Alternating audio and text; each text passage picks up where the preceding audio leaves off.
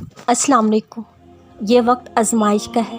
तुम्हारी आंखें रात को गीली होंगी, दिल हज़ार बार टूटेगा, सब्र आजमाया जाएगा, इम्तिहान में डाला जाएगा, लेकिन ये वक्त गुजर जाएगा।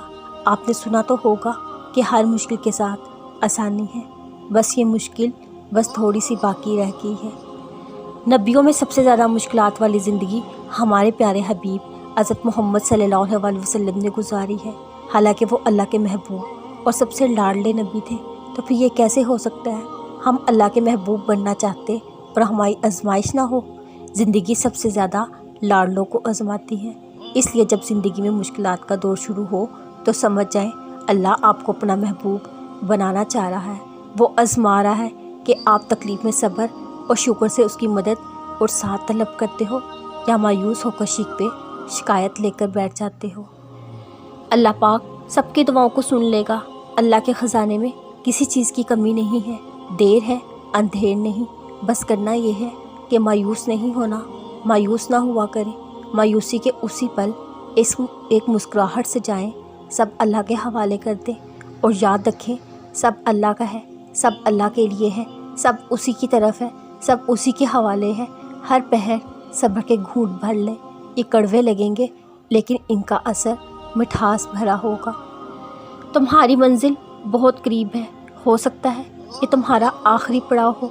अल्लाह तुम्हें वो देने वाला हो जो तुमने सोचा है, वो भी देने वाला हो जो उसने सोचा हुआ हो। जो अल्लाह से जुड़ जाते हैं वो फिर रुस्वा नहीं होते। अल्लाह की रहमत उन पर हमेशा बनी रहती है। जो उसकी राह पर चलता है वो कामयाब होता है। वो फरमाता है तुम मुझे पुकारो, मैं तुम्हारी हर पुकार का जवाब देने वाला हूँ। और जब इंसान को कोई तकलीफ़ पहुँचती है वो लेटे बैठे खड़े हुए हर हालत में हमें पुकारता है। फिर जब हम उसकी तकलीफ़ दूर कर देते हैं तो इस तरह चल खड़ा होता है जैसे कभी अपने आप को पहुँचने वाली किसी तकलीफ़ में हमें पुकारा ही ना था। तुम क्या जानो मौजा तुमसे एक दुआ के फासले पर हो।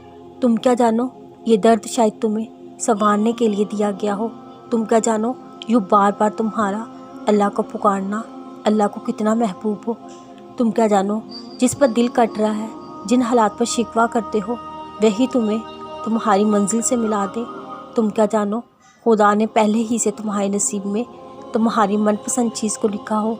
ये तलब महज अपने से जोड़ने का ज़रिया हो। अगर आप अल्लाह पर भरोसा करेंगे वो किसी को आपको नुकसान नहीं पहुंचाने देगा। अब तक जो नुकसान हुआ वो इसकी इजाज़त से पहुंचा है, क्योंकि आपकी ज़िंदगी उसकी मलकियत है।